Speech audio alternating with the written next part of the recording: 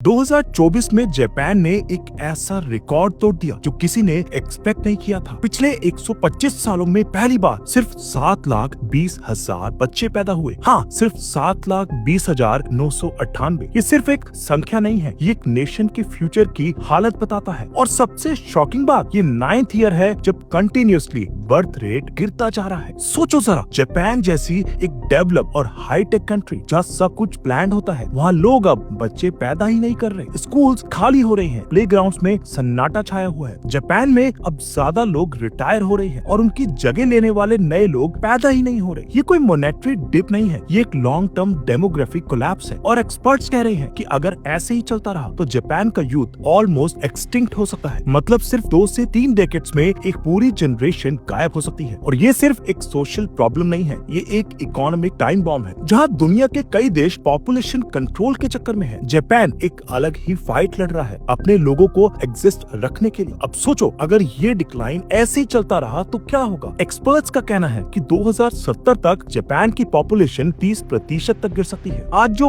12 करोड़ के आसपास पॉपुलेशन है, वो गिर के सिर्फ 8.7 करोड़ रह जाएगी। और सबसे बड़ा झटका, उस वक्त हर 10 में से 4 लोग 65 साल से ऊपर के होंगे। इसका मतलब है एक ऐसी कंट्री जिसमें जवान काम करने वाले लोग होने चाहिए, वहाँ मेजॉरिटी सीनियर सिटीजन होंगे। पेंशन सिस्टम पे pressure, health care system overload और इकोनॉमी स्लो, एक तरह से समाज का बैलेंस ही हिल जाएगा। जरा सोचिए, 2070 में ऑफिसेज में काम करने वाले यंग प्रोफेशनल्स की जगह सीनियर सिटीजन्स दिखेंगे और फैक्ट्रीज में मशीन्स तो चलेंगी लेकिन चलाने वाला आदमी दिखाई नहीं देगा। ये प्रेडिक्शन सिर्फ एक वार्निंग नहीं है, ये एक मिरर है जिसमें जापान अपना फ्यूचर देख सकता है। और वो फ्यूचर ज्यादा होपफुल नहीं लगता। जापान जैसा देश जो कभी एशिया का पावर हाउस था, वो अगर ऐसे ही चलता रहा तो सिर्फ टेक्नोलॉजी का म्यूजियम बन के रह जाएगा। जिंदा लोग कम, यादें ज्यादा। जापान के बड़े शहरों का ग्लैमर तो सबने देखा है, टोक्यो के ब्लिंकिंग लाइट्स, ओसाका की बुलेट ट्रेन्स। लेकिन अगर आप जापान के रूरल एरियाज में जाएं तो एक अलग ही दुनिया मिलेगी, एक खाली और सुनसान दुनिया। ऐसे कई गांव हैं जहां लोग रहना छोड़ चुके हैं, स्कूल बंद हो चुके हैं, हॉस्पिटल्स में डॉक्टर नहीं और हर तरफ बस खाली घर। एक गांव का नाम है नेग्रो। यहाँ ज्यादा लोग नहीं, ज्यादा स्केयर क्रॉस है। हाँ, सही सुना आपने, इंसानों की जगह पपेट्स बैठे हैं स्कूल क्लासरूम्स में, बस स्टॉप्स पे और फार्म्स पे। और ये कोई आर्ट प्रोजेक्ट नहीं, ये जापान का सच है। लोग शहरों की तरफ माइग्रेट कर गए हैं बेटर जॉब्स और फैसिलिटीज के लिए। गांव पीछे रह गए लिटरली। गवर्नमेंट ने कोशिश की इन एरियाज को रिवाइव करने की, टूरिज्म से लेके सब्सिडी तक। लेकिन जब बचपन की आवाजें ही ना हो तो रिवाइवल सिर्फ कागजी सपना बन जाता है। रूरल जापान का ये गोस्ट टाउन बन जाने का ट्रेंड सिर्फ हार्ट ब्रेकिंग नहीं,